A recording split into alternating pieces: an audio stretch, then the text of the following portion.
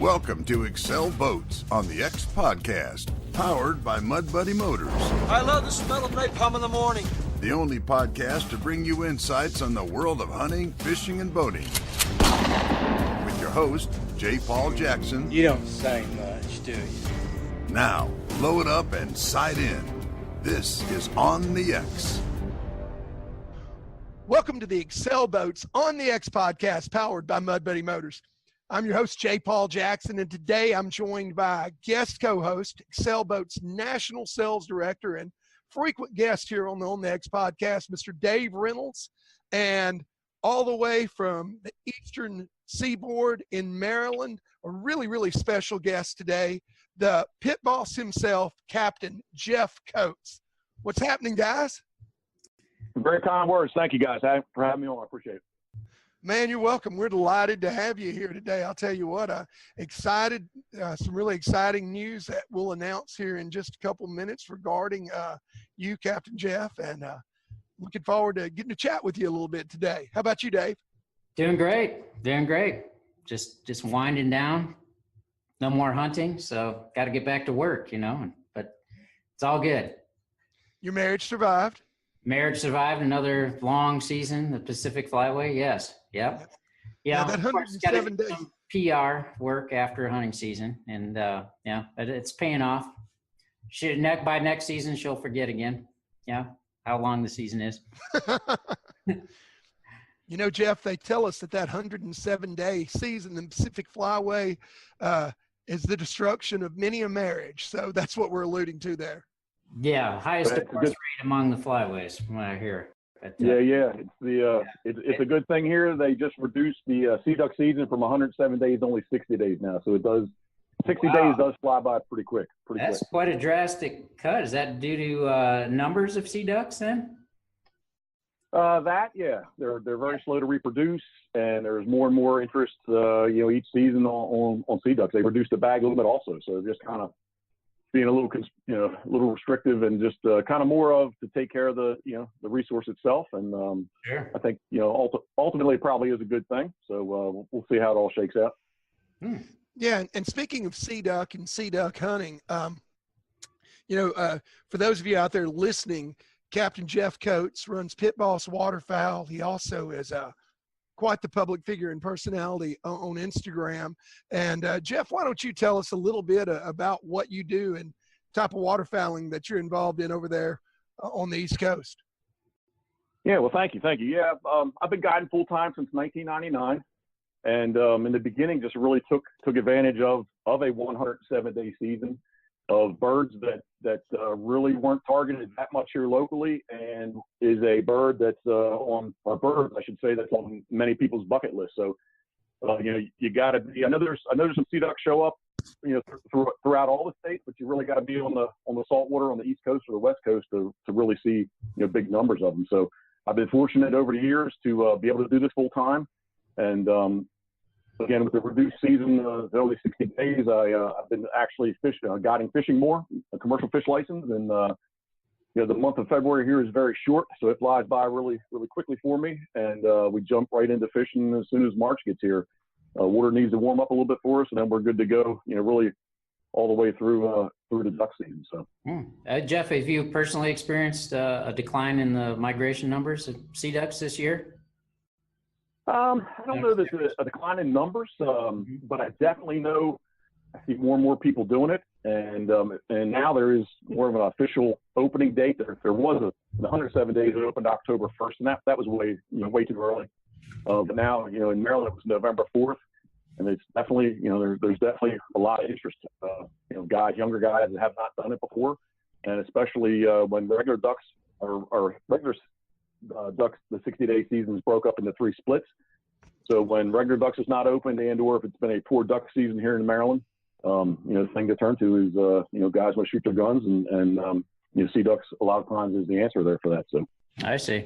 Now that's not an easy sport as far as the duck hunting. I mean, it seems to me you need a lot of specialized equipment, a lot of gear if you want to do it right.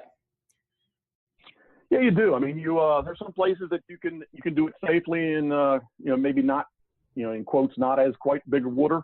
But generally, daily, I find myself out on the ocean as long as the wind's not blowing too strong. Wind makes waves here, and day in and day out, get right out there in the ocean. And I do have to say, in January when it's cold, the ocean is a lonely place. There's not too many more people out there. So Yeah, and big plus of sea duck hunting, you don't have to worry about lack of water, like we do in Utah and Arkansas. You can't blame it on a drought. No, definitely not.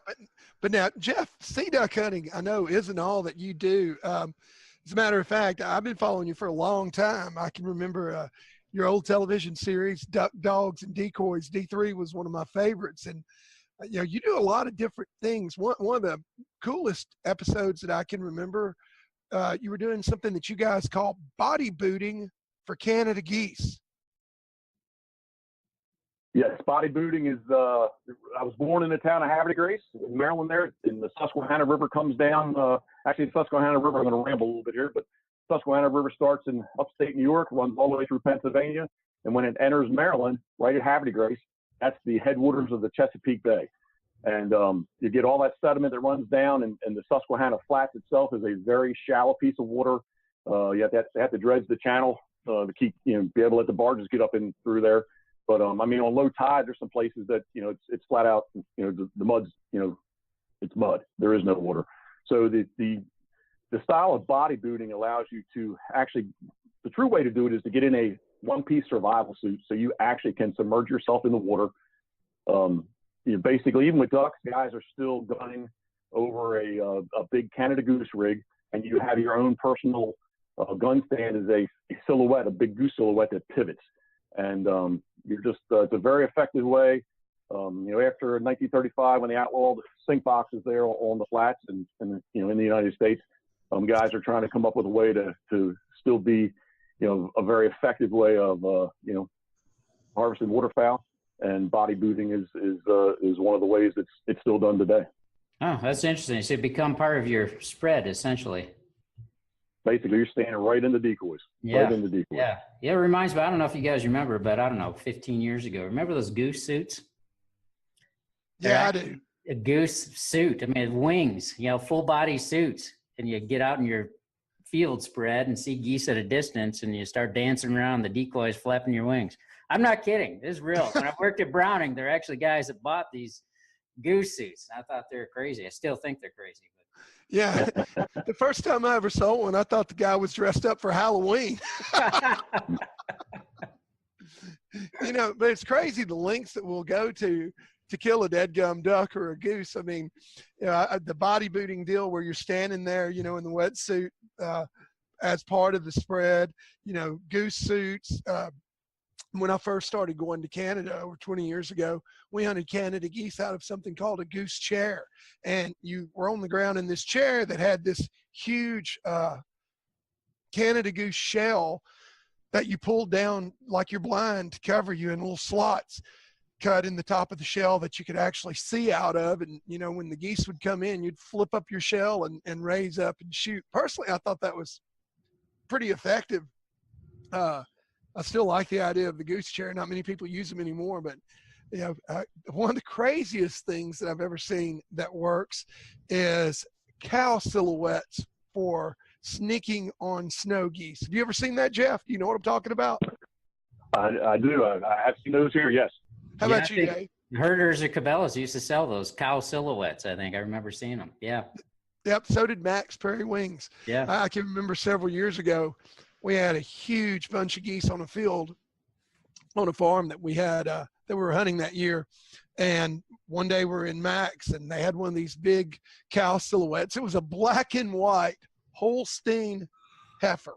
And they bought this cow silhouette, and two guys got behind it. And the premise is you turn the silhouette so it's facing the geese, and you just walk behind it because they're not afraid of cattle. And we sat back and watched these guys get within probably 20 yards of 5,000 snow geese. Of course, as you can imagine, when they threw the silhouette down and started shooting, it was pure carnage. But, I don't know, maybe it's too much pride, but I just couldn't bring myself, the lack of dignity to sneak up on a bunch of damn snow geese behind the cow silhouette. But people do Draw it. the line somewhere, But I heard they're more effective if you have to actually make some noise. You got to move behind it, while you're moving up. There you go. That completely fools me. There you go. Yeah, I know. Personally, I got, I don't know. I got to hold my respect somewhat, my credibility. Draw the line. If I was to do that, I wouldn't tell anybody about it. My buddy Rob Croom says that lowing noise from a cow is the same sound that a canvasback makes. Rob, owner at Golden Circle Marine, one of our dealers. I don't know if it's true or not, because I sure as heck have never heard that. There's a spot over here we got where they. Sorry, go ahead. Those cans do make, weird. I'd agree. They do make noise. Not quite like a quack. I've heard them. I'm sure you have too, Jeff. There's a spot. There's a spot here in town where they get fed quite often. Very wild birds, but they're kind of tame to the spot. And they almost kind of give me if I had to describe it, I'd say like if you ever heard a bunch of pigeons roosted up somewhere kind of cooing is kind of the. They are very vocal, yes. That's right. I'd forgotten. After Lake Catahoula in Louisiana, Chesapeake Bay is the second largest wintering ground in North America for canvasbacks, isn't it?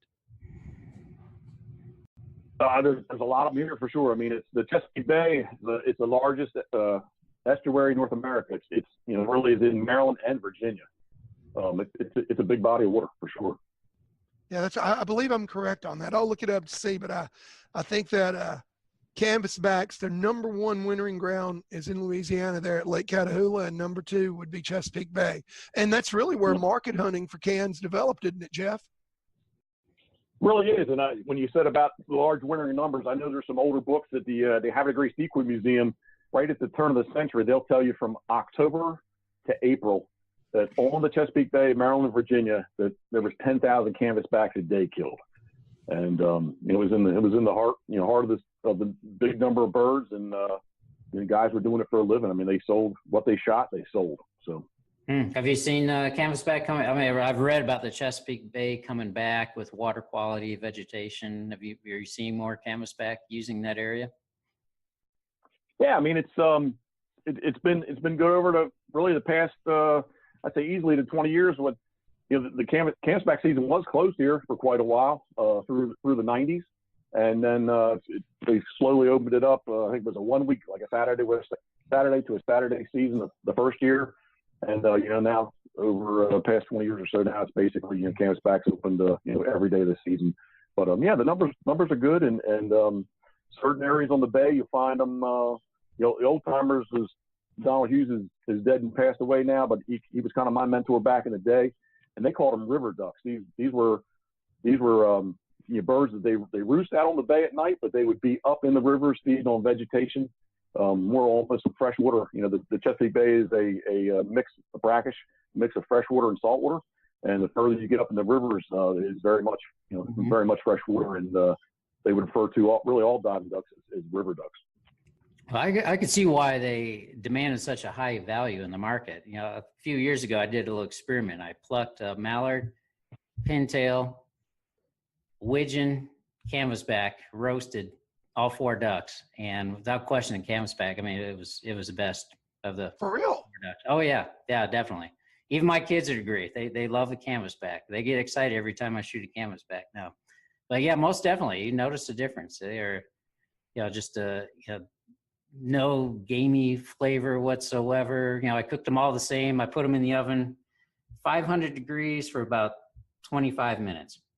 And they come out nice and pink and, nice crispy skin. I'm getting hungry right now talking about it. But no, the canvasback hands down were the best of those four different species. Do you like to eat them, Jeff?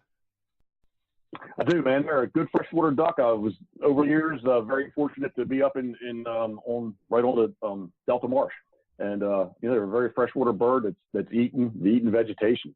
Little bit different than our sea ducks we got here. So Yeah, speaking of sea ducks, I imagine that's quite a challenge in cooking sea ducks. I know they got a little tougher skin. I don't know tell me about what are your secrets on cooking sea ducks?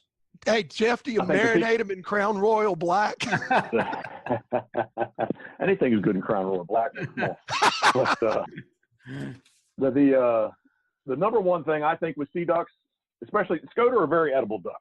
Old Squaw, maybe not so much, but Scoter are. When you breast them out, you got to get all the fat off of them. I think the fat contains a lot of that negative taste, and I don't think freezing them dry. You got to freeze them at the very least. Freeze them in a Ziploc with water, if not buttermilk. And they're not. They are a darker. They are a darker. A darker meat bird for sure. But they are very edible. And often guys prepare them, and they'll get back with me and tell me that they're kind of shocked that they taste as good as what they did. So they're really here, really pretty much everywhere. They're concentrating on clams and mussels. So they got to swallow their food whole and crush them inside, and that's pretty much 99% of their diet is clams and mussels, shellfish. Okay. Wow, that's very interesting. It's funny you say that about the fat too.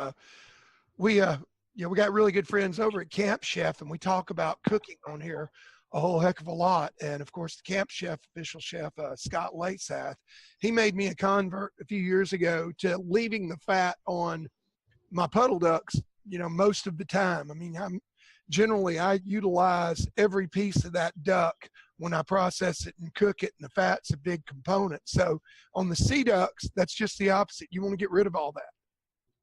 I believe so, yes. I really do. Cool stuff. I can't wait to come over there and shoot some of them with you next year and try it. Get over here and do it. Let's do it, man.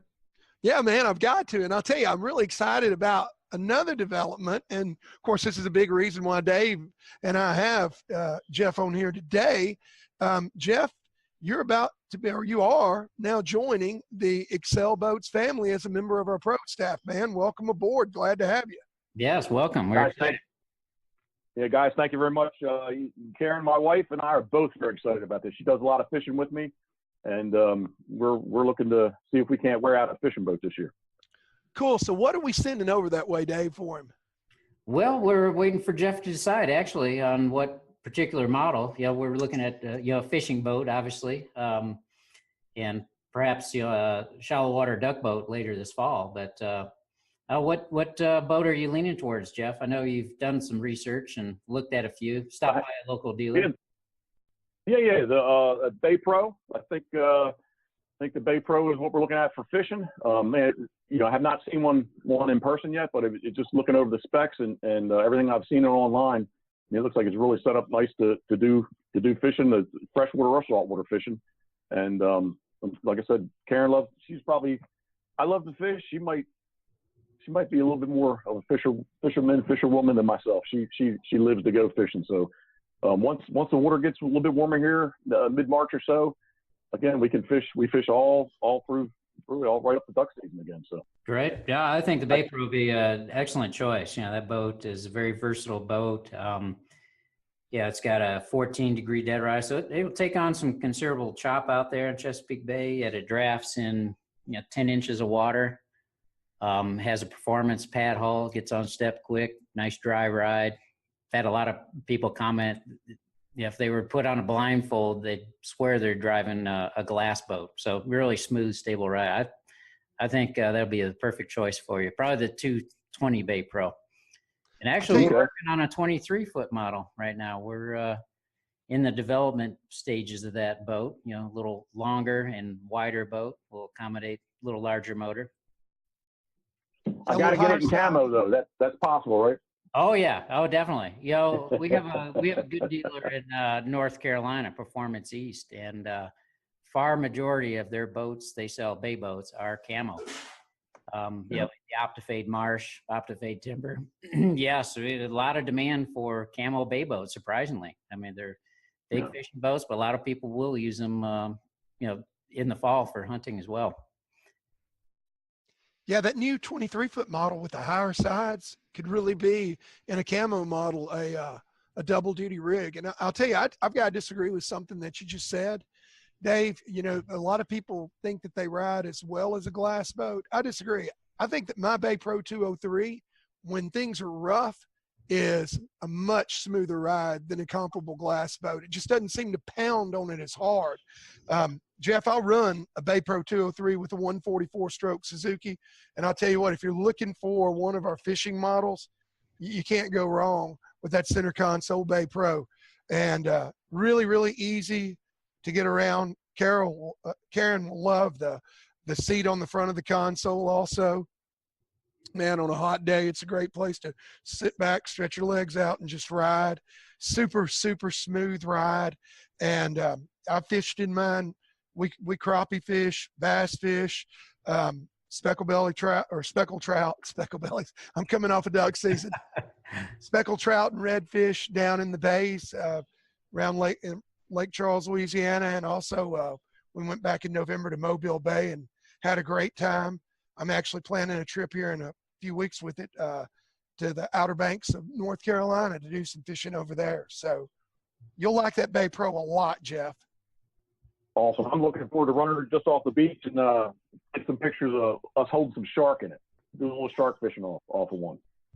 That'd be awesome. We'll get some mileage out of that. I don't think we have any photos of a shark in an Excel boat. That'll be a first. Can I come? We're going to work on it. Especially Yeah, like a let's do it, man. 2,000-pound great white or something. Like you get those. Not just no, but hell no. I don't. That's not asking for much. They get some big great whites up there. Hey, I've caught some big shark, but I don't want anything to do with a shark that's as big as the boat that I'm in. I did see Jaws when I was a kid, and that has stuck with me. Okay. I think it's stuck with all of us, man. My brother wouldn't take he wouldn't take a bath after watching Jaws. Seriously. For about a month. I'm not kidding. It's serious, man. He wouldn't get in the water, not even a bathtub. You know, when it started so great with the skinny dipper, you know, at the beginning, Yeah. you know, as a teenager watching the movie, I thought this is going to be great, you know, right up until the point where the deadgum shark, you know, ate her and they found her leg and that was it. You know? So you see great whites over there, Jeff? Yeah, there's the app name is escaping me right now, but if you get on it's ocean research something. But anyway, they put transmitters on their dorsal fin, and it's not in the sense of like a GPS where they can see them daily, but when the fin and the transmitter breaks the surface of the water, they call it a ping, and you can get on there and see the maps of there was right in behind Ocean City. I guess it's been 3 summers ago now. There was a great white ping. She was 14 feet long, and I think they said 2,100 pounds. But you know, in very shallow water, that it does make you think of the movie Jaws for sure. So it's the ocean, man. There's some big stuff out there. So Yeah. Golly, what do you catch mainly when you're shark fishing? We hang chum over, and you know, the sharks show up pretty quickly to the chum. You'll get some other fish. There'll be some smaller fish, but bluefish is another fish that will really get attracted to the chum. But generally, with shark fishing, you're catching shark, or at least that's what's in the chum, at least, you know. Mm-hmm. What type of shark? Sand shark, nurse, hammerhead? It's really we tried real hard last year. When the water is at May through early June, we really want to kill a mako. Mako is awesome eating shark, and looks very similar to a great white. Great white, it's smaller. It is an illegal fish to kill, and the mako move up through is with the thrasher shark. They've got a big long tail on them. They're kind of big barreled bodied fish that have a real long tail on them. But both mako and thrasher are very, very good to eat. Really, the rest of the shark. But I take a lot of family trips. Kids catching 36 to 48 inch black tips and Atlantic shark, nose shark. On light tackle is great. It's awesome action. And plus, at the end of it all, when we get them in, it's a shark that the kids can hold a picture with them, and we put them back in the water and let them go. So most of the shark fishing is catch and release. Oh, wow. That's neat. Nice. I'm dead serious about that. I want to come over when you get your boat and go out and do that. That would be something really neat and unique for us to share, get some good content there. And that's a new use for the new Excel Bay Pro. Shark. Yeah, most definitely. Have to put that in our catalog. Great for shark fishing. Midsummer shark fishing, again, on light tackle, it's a blast. And again, like, it's you can catch 30 or 40 of them in a couple hours. Honestly, it's once they're very hungry fish, and once they find a chum, it's on. And they're good fighters too, don't they? Get airborne quite often. They jump a lot. The Mako very much. Yeah. Yep. That's fun. Well, what's your bread and butter fish then? As far as through guiding, I know you mentioned you start up in March. What is your well, I know you're in the ocean, as you said, you can catch anything in the ocean, but what is your primary or bread and butter fish they go after for guiding? Well, the early season, we call them rockfish in Maryland, but it's striped bass, and they are a migratory fish. They migrate from North Carolina. They come up in Chesapeake Bay and spawn. There's in mid-April, there's a trophy season where they will allow you to catch the big rockfish. A big rockfish or a big striped bass here would be in the 50-pound range. But March waters here, March, April, May. The smaller striped bass. There's a good bluefish run. They all migrate up the coast as the water warms. And then our flounder, which would be more of an East Coast halibut, a flatfish that lays on the bottom, white-sided, kind of a camo top to them. Both eyes are on the same side of the fish. That's pretty much the bread and butter all through summer. Again, we'll do some running out just off the beach, 3 miles to do some shark fishing. And then as the water cools again, the striped bass run again as they migrate south. Usually through December is when the kind of interferes with my sea ducks, but that's when the big mass of striped bass that have been wintering in New England, they're headed back to North Carolina to start the cycle all over again. So really, January and February are pretty much the months that fishing is slow. But once we get to March through December, there's always something to do as far as fishing goes here. That's cool. Well, listen, Jeff, if somebody wanted to book a fishing trip with you or a hunt this fall, how do they contact you? Where do we find you? The easiest way is truthfully these days is my phone. It's on me all the time. My phone number is 410-937-4034.